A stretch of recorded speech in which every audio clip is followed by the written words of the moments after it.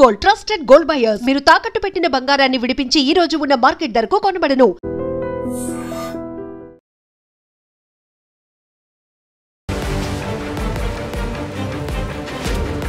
నమస్కారం, welcome to I dream. నేను మీ సంగీత. కరీంనగర్ జిల్లాలో అతి దారుణమైన సంఘటన చోటు చేసుకుంది. స్వంత తమ్ముడు అన్నను అతి కిరాతకంగా వెహికల్ కింద పడుకోబెట్టేసి జాకీ చేంజ్ చేస్తాము అని చెప్పేసి కావలసుకొని అతని తల మీద నుంచి వెళ్ళి టైర్ను పోనివ్వడం జరిగింది. వెంటనే అక్కడికక్కడికే కూడా వాళ్ళ అన్నయ్య కూడా చనిపోవడం జరిగింది. ఎందుకు తమ్ముడు అన్నను చంపడం జరిగింది అని అంటే, తమ్ముడైన నరేష్ అప్పుల పాలవడం జరిగింది. అతను స్టాక్ మార్కెట్లో కొంచెం లాస్ అయ్యాడు. దాంతోపాటు బిజినెస్ కూడా సరిగ్గా నడవకపోవడంతో అక్కడ కూడా అప్పుల పాలవడం జరిగింది. ఇక తనకు తెలిసిన వ్యక్తి దగ్గర కూడా ఒక 10 లక్షల వరకు కూడా అప్పు తీసుకోవడం జరిగింది.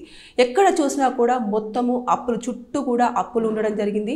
అతను ఎక్కడికి వెళ్ళినా సరే డబ్బులు ఎప్పుడు ఇస్తావు ఏంటి అని చెప్పేసి ఇటు నుంచి వెళ్ళి ఎక్కడైతే అప్పులు తీసుకున్నారో వాళ్ళు కాల్ చేయడము, ఇక స్టాక్ మార్కెట్ నుంచి వెళ్ళి ఇవన్నీ కూడా అతనికి ఎలా అయిందంటే ఊపిరి పీల్చుకోలేనంతగా చేసింది.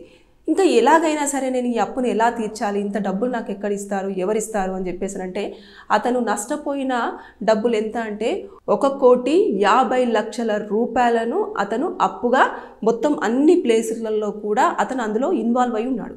అది నుంచి బయటికి రావాలంటే 1,00,00,000 రూపాయలకు పైగా ఎక్కడ సంపాదించాలి, ఎలా సంపాదించాలి, ఇంత డబ్బు నాకు ఎవరిస్తారు నమ్మి అని చెప్పేసి అనుకొని దీనికోసం ఒక ప్లాన్ వేయడం జరిగింది.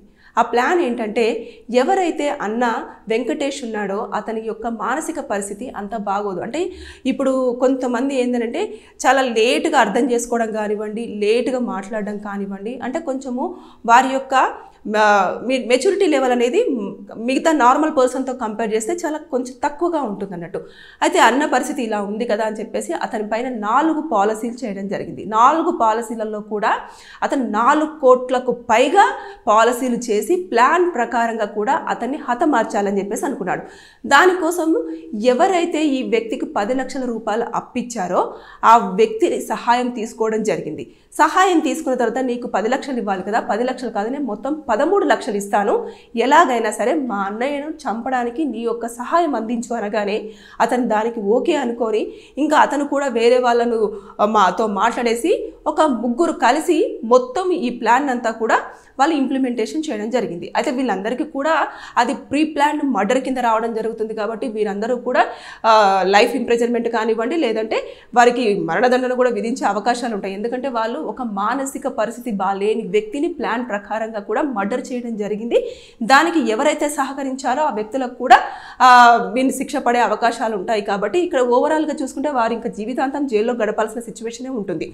అయితే ఇక్కడ చూసేసుకుంటే వారు ఏం చేశారు అంటే, వాళ్ళ అన్నయ్యకు వాళ్ళ తమ్ముడు ఫోన్ చేసి నా బండి ఇక్కడ ఆగిపోయింది, ఎందుకు కదలట్లేదు అని చెప్పేసి అనగానే అతను తన మేనల్లుడైన ఒక వ్యక్తి బైక్ మీద తీసుకొని ఇక్కడికి రావడం జరిగింది. వచ్చిన తర్వాత సరే నేను చూస్తాను, నువ్వు వెళ్ళిపో, నేను తమ్ముడితో కలిసి వస్తాను అని చెప్పేసి అనగానే ఆ మేనల్లుడు ఎవరైతే ఉంటారో అతను ఇంటికి రిటర్న్ అయ్యాడు.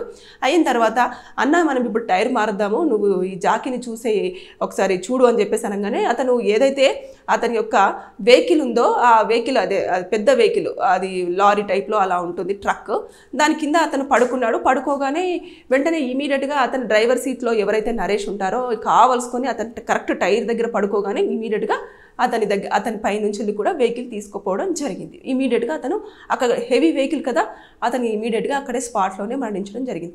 అంటే ఇంత ప్లాన్డ్గా ఒక అన్న సంగతి మర్చిపోయి అతను అప్పులు తీర్చుకోవడం కోసము ఈ విధంగా దారుణమైన సిచ్యువేషన్ అంతా కూడా క్రియేట్ చేసి కుటుంబంలో ఇంత శోకాన్ని మిగిల్చాడు స్వంత బ్రదర్. పోలీసులు రాగానే ఇది యాక్సిడెంట్గానే వాళ్ళు ప్రాథమికంగా నిర్ధారణకు వచ్చారు. అంటే వెహికల్ ఇలా జాకీ మారుస్తున్నప్పుడు ఇలా జరిగిపోయింది, అన్ఎక్స్పెక్టెడ్గా జరిగింది అని చెప్పేసి వాళ్ళు ఒక నిర్ధారణకు వచ్చారు. కాకపోతే ఎప్పుడైతే ఇతను పాలసీలు చేయించాడు కదా, లైఫ్ ఇన్సూరెన్స్ టర్మ్స్ చేయించారు కదా, అయితే వాళ్ళు వచ్చినప్పుడు ఇతను ఎవరైతే నరేష్ ఉన్నారో ఆ వ్యక్తి వాళ్ళ అన్న చనిపోయిన విధానం గురించి ఇంకొక వేలో చెప్పడం జరిగింది.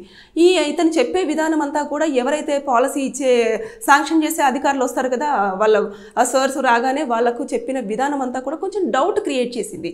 చేయడంతో ఇమీడియట్గా పోలీస్ స్టేషన్కి వెళ్ళేసి ఇతను చెప్పే విధానం అసలు కరెక్ట్గా లేదు, ఇతను కేవలం పాలసీ డబ్బుల గురించి మాత్రమే ఇలా చేస్తున్నాడు అనే అనుమానం వస్తుంది. ఇవన్నీ మేము చాలా ఎదురుగా చూస్తూ ఉంటాం కాబట్టి నాకు ఇక్కడ డౌట్ వస్తుందని చెప్పేసి పోలీసులకు చెప్పగానే పోలీసులు ఏం చేశారంటే ఇది ఆల్రెడీ వాళ్ళకు కూడా డౌట్ వస్తుంది, అంటే జాకీ మారుస్తున్నప్పుడు ఆ వెహికల్ ఎలా వెళ్తుంది అది అని చెప్పేసి వారు అప్పటికే దాన్ని ఒక సస్పెక్టెడ్గా తీసుకోవడం జరిగింది. దాన్ని ఆ కేసుని అట్లనే వాళ్ళు ఫైల్ చేసుకోవడం జరిగింది. కాబట్టి వీళ్ళు చెప్పిన దానికి వెళ్ళేసి ఎవరైతే నరేష్ ఉన్నారో అతన్ని అదుపులోకి తీసేసుకుని అసలు నిజంగా ఏం జరిగింది ఏంటి, నువ్వు పాలసీలు ఇప్పుడు అన్న పేరు మీద ఉన్న పాలసీలు ఇమీడియట్గా రావడము, దీని మీద ఇంట్రెస్ట్ చూపించడము, వాళ్ళకు ఒక కథలు చెప్పడము, ఇవన్నీ ఏంటి అని చెప్పేసి వాళ్ళ యొక్క స్టైల్లో అడగడం వెంటనే మొత్తం పూర్తి వివరాలన్నీ చెప్పడం జరిగింది. నాకు ఇంత ₹1,00,00,000 1,50,00,000 పైగా నేను అప్పుల పాలయ్యాను కాబట్టి నేను దాన్ని తీర్చుకోవడం కోసం మా అన్న పేరు మీద పాలసీలు చేసి 4 కోట్లకు పైగా నేను అతన్ని హతమర్చడం జరిగింది. దానికోసం నేను వీళ్ళ హెల్ప్ తీసుకున్నాను అంటే ఎవరైతే అందరూ ఇన్వాల్వ్ అయి ఉన్నారో వాళ్ళందరూ కూడా పోలీసుల